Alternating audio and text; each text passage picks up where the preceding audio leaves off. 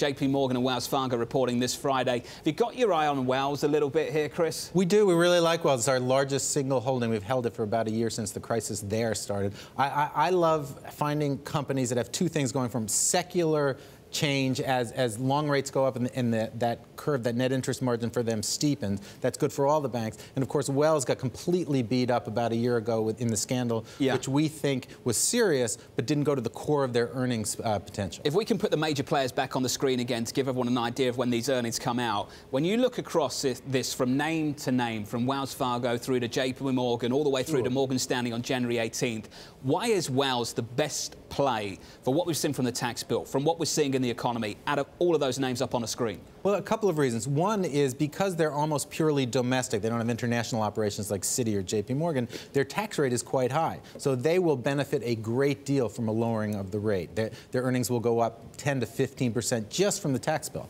So second, their mortgage business is the largest in the United States. We think until we get towards a recession, that's going to be a great business to be in over the next couple of years. Stephen, your thoughts? Banks are one of our favorite trades right now, and it really comes down to the idea of the fact that there are multiple ways to win. Sure, the tax bill should be a benefit, but also you're talking about a play on improving growth, you're talking about a play on higher rates, you're talking about a play on deregulation, you're talking about a play on capital return. All of these things are working for banks.